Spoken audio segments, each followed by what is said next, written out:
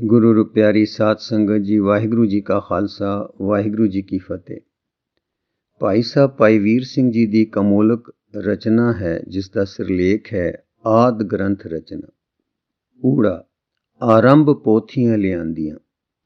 श्री गुरु नानक देव जी ने अपने थां थापे श्री गुरु अंगद देव जी नूं फरमाया सी कि पंथ साजना है, जिसका भाव ये सी कि मैं जो पंथ रचिया है इसनूं इन्हां लीहां ते लई चलना है।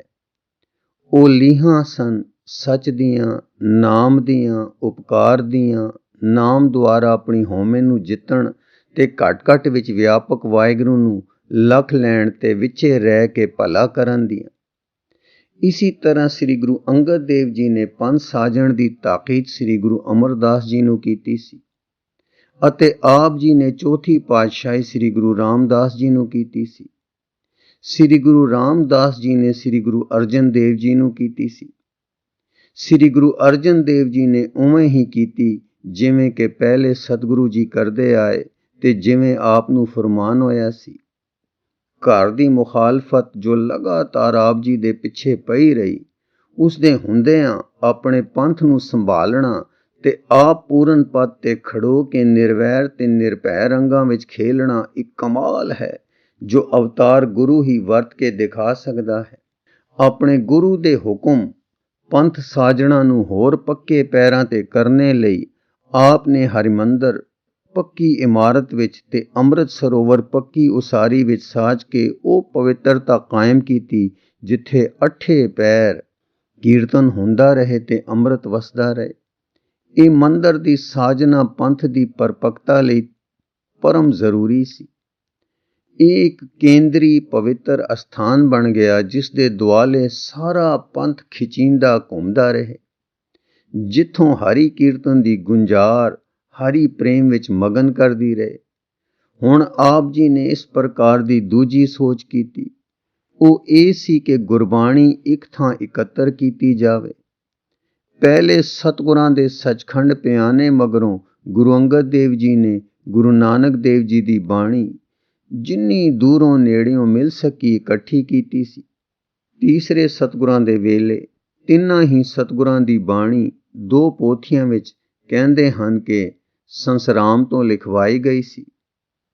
ਸੰਸਰਾਮ ਜੀ ਸ੍ਰੀ ਗੁਰੂ ਅਮਰਦਾਸ ਜੀ ਦਾ ਪੋਤਰਾ ਬਾਬਾ ਮੋਹਨ ਜੀ ਦਾ ਪੁੱਤਰ ਸੀ। ਇਹ ਪੋਥੀਆਂ ਤਦੋਂ ਗੋਇੰਦਵਾਲ ਸਨ, ਗੁਰੂ ਅਮਰਦਾਸ ਜੀ ਦੇ ਵੱਡੇ ਸੁਪੁੱਤਰ ਸ੍ਰੀ ਮੋਹਨ ਜੀ ਪਾਸ। ਸੋ ਆਪ ਨੇ ਵਿਚਾਰਿਆ ਕਿ ਸੰਚੇ ਆ ਜਾਵੇ ਤੇ ਇਸ ਨੂੰ ਵਿਚਾਰ ਕੇ ਚੌਥੇ ਸਤਿਗੁਰਾਂ ਦੀ ਸਾਰੀ ਬਾਣੀ ਤੇ ਆਪਣੇ ਤੇ ਉਤਰੀ ਬਾਣੀ ਤੇ ਹੋਰ ਜੋ ਪ੍ਰਭੂ ਪ੍ਰੇਮੀਆਂ ਦੀ ਠੀਕ ਬਾਣੀ ਮਿਲੇ ਸੋਚ ਸੁਧਾਰ ਕੇ ਸੰਚੇ ਕੀਤੀ ਜਾਵੇ। ਸੋ ਆਰੰਭ ਗੋਇੰਦਵਾਲ ਵਾਲੀਆਂ ਪੋਥੀਆਂ ਦਾ ਮੰਗਾਉਣਾ ਸੀ। ਭਾਈ ਗੁਰਦਾਸ ਜੀ ਨੇ ਇਸ ਕਾਰਜ ਦੇ ਕਰਨ ਦੀ ਹਾਮੀ ਭਰੀ ਤੇ ਗੁਰੂ ਆਗਿਆ ਵਿੱਚ ਗੋਇੰਦਵਾਲ ਚਲੇ ਗਏ।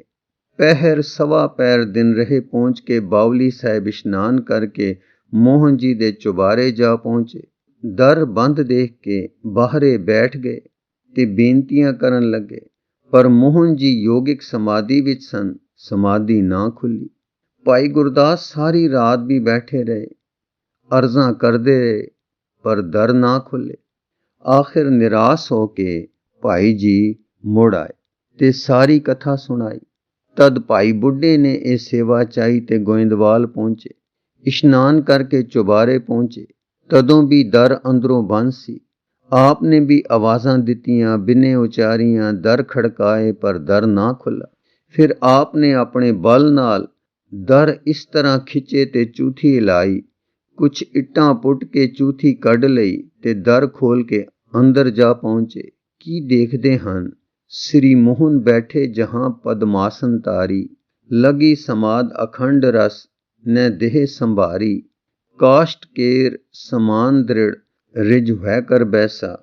ਰਿਜ ਤੋਂ ਭਾਵ ਹੈ ਸਿੱਧਾ। ਅਚਲ ਯਾਨੀ ਅਹਲ, ਅਚਲ ਅੰਗ ਸੰਗਰੇ ਕਰ ਥਿਤ ਕਾਸ਼ਟ ਜੈਸਾ। ਉਧਰ ਮੋਹਰੀ ਜੀ ਨੂੰ ਖਬਰ ਹੋਈ, ਦਰ ਟੁੱਟਣ ਦੀ ਆਵਾਜ਼ ਆਈ। ਤਦ ਉਹ ਛੇਤੀ ਉੱਪਰ ਪਹੁੰਚਾ ਤੇ ਬੋਲਿਆ, ਭਾਈ ਜੀਓ, ਕਾਸ ਨੂੰ ਇਸ ਤਾਈਂ ਲਾਉਂਦੇ ਹੋ? ਇਹ ਆਪਣੀ ਸਮਾਧੀ ਵਿੱਚ ਹੈ ਸੋ। ਇਹ ਮਸਤ ਸੁਭਾਓ ਬਡ ਲਗ ਨਹੀਂ ਵਿਚਾਰ ਤੋ ਨੇ ਦੇਖੇ ਕਾਉ, ਸਰਾਪ ਆਦ ਨਿਸ਼ਠੁਰ, ਨਿਸ਼ਠੁਰ ਮਤਲਬ ਕਰੜੇ, ਸਰਾਪ ਆਦ ਨਿਸ਼ਠੁਰ ਪਨੇ हेरत रिश्तारे, निज स्वभाव में मस्त रहें कह संग न बोले, बैठ्यो अंतर इम रहें कब कब दर खोले। इस प्रकार की प्रेरणा नाल श्री बुढ़ा जी ने श्री मोहन जी की समाधि खोलनी मुनासिब ना जाती ते परत आए ते सारी कथा श्री सतगुरु जी ने आ सुनाई। इस तो मगरों कुछ विचार करके श्री गुरु जी आप तैयार होए गोइंदवाल अपड़े, बावली इशनान करके ध्यान मगन बैठ गए। लिखिया है कि तीसरे साहिबां दे दर्शन होए ते सैनत होई कि कारज रास होएगा, कठोर बचन चल लेने। हुण गुरु जी गोइंदवाल नगरी विच उस गली गए जिस विच मोहन जी दा चुबारा सी, हथ विच तंबूरा सी। नंगे पैरी गए ते चुबारे दे अगे गली विच ही पुंजे आ बैठे। कुछ चादर के दरी कालीन विछावण ना दिता। फिर गौड़ी राग दी मधुर धुन विच तंबूरे दियां मिठियां सुरां वजदियां विच गावें। गौड़ी महला पंजवां।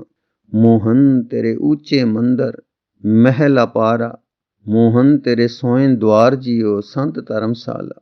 धर्मसाल अपार दयार ठाकुर सदा कीर्तन गावे, जै साध संत इकत्र होवे तहां तुझे ते आवे।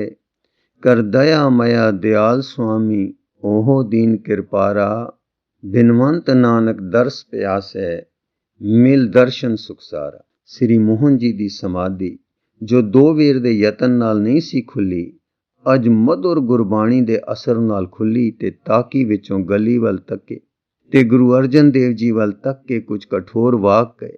उन्हां वाकां दे अर्थ दूरे हन, निंदिया भी अर्थ निकलदे हन ते उस्तत भी।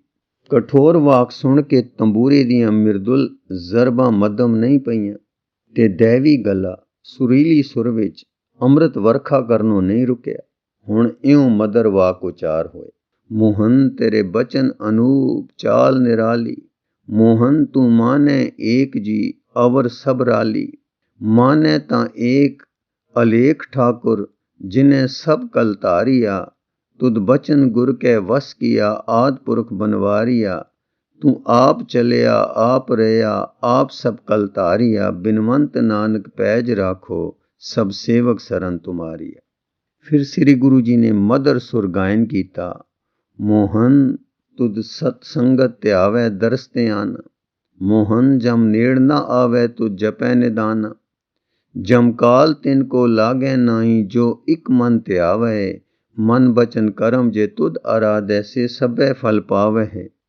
मलमूत मूड जे मुगध होते से देख दरस सो ज्ञाना, बिनवंत नानक राज निहचल पूरन पुरख भगवान। मोहन जी ने गुरु अर्जन देव जी दी मोहनी मूर्ति वेखी जो गा रहे हैं, प्रेम विच नैण बंद मगन हैं।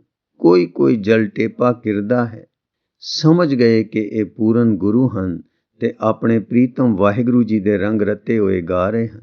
ये देख के पोथियां गुरु जी दे अगे धर दित्तियां ते चरना ते सिर रख दिता। तद निमरता दी अवधि गुरु जी बोले, आप वड्डे हो, साकादारी विच मामा जी हो। गुरु अमरदास जी जगत तारक गुरु आप दे पिता हैं, सो मेरे वड्डे हो मत्था ना टेको। पोथियां लैके टुर पैंदे, पर श्री मोहरी जी ने बड़े प्रेम नाल अटका लिया ते सारे परिवार विच लै गया। परस्पर मिल के सुखी होए। दोहां गुरु साहिबां दे देहोरियां दे दर्शन कीते। एक रात गोहिंदवाल ही रहे। अगले दिन सारे परिवार दी आग्या पा के वापस होए। सुंदर कोलों सद लिखवा के नाल लै लीती, जो पिछों श्री गुरु ग्रंथ साहिब जी दी भीड़ विच शामिल कीती। पोथियां नूं एक खासे विच टिका के आदर नाल लै के टुर पए। गुरु रू प्यारी साध संगत जी, इस लिखत दा अगला हिसाब जी नूं अगे पढ़ के सरवण कराउण दी कोशिश करांगे जी। वाहिगुरू जी का खालसा, वाहिगुरू जी की फतेह।